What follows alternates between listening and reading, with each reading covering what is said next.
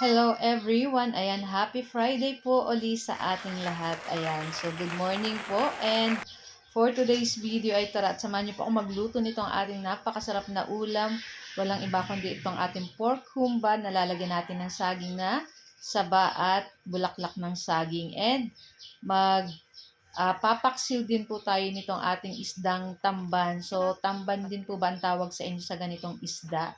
Ayan, so naglagay na tayo ng bawang, sibuyas, luya, at nilagay na po natin dyan itong ating nilinisang tamban na isda. Ayan, sariwa pa po yan. And ayan, syempre, nilagay na natin ng asin, pamintang durog, at suka. And naglagay rin tayo ng tubig. So, lulutuin na natin yun dyan, guys. And sa ating isang kawali naman, ayan, i-ready na natin itong ating pork. Syempre, hinugasan na rin po natin iyan ng maayos. And ilagay na po natin dyan yung ating bawang at yung ating sibuyas. At maglagay na po tayo ng toyo.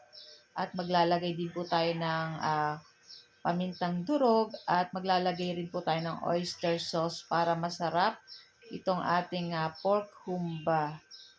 Tapos, maglagay rin po tayo ng konting suka at halu-haluin po natin. Ayan. So, hindi pa natin binubuksan dyan guys yung apoy.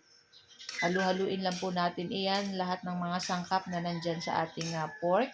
And then, ayan, lutuin na natin yan sa katamtamang lakas ng apoy. At ayan yung ating isdang tamban. Okay na rin to guys. Luto na rin. Pwede na nating patayin. And ito yung ating pork humba na lulutuin. Ayan. Lutuin lang natin. Palalambutin lang natin yung ating pork dyan. So, ayan guys. After ilang minuto guys, ayan. Binuksan lang natin. And this time, maglagay na tayo ng ating Sprite. Isang boteng maliit na Sprite yung nilagay natin. And ilagay na rin natin yung bulaklak ng saging. And syempre, ang humba manamis-namis. Kaya maglagay na tayo ng sugar, 2 kutsara. So, nasa sa inyo po kung gaano katamis ang gusto nyo or yung tama lang. Ayan. So, nakikita nyo, medyo nagbabubbles gawa ng ating Sprite. So, ayan. After nating mahalo, tatakpan uli natin yan at palambutin natin ng malambot na malambot yung ating pork para masarap pag kinakain. Para yung taba ng baboy, nagme-melts in your mouth na. So, this time, malambot na yung ating pork.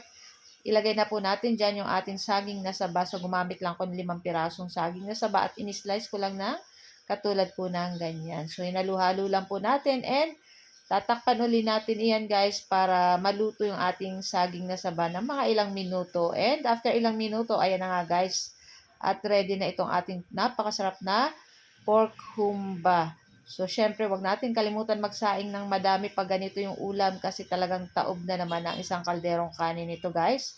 At wala munang diet. So, guys, ayan na itong ating pork humba and yung ating paksiw na isdang tamban. So, guys, ayan ang ating video today. Thank you, guys, for watching. See you next video. Ciao! Bye!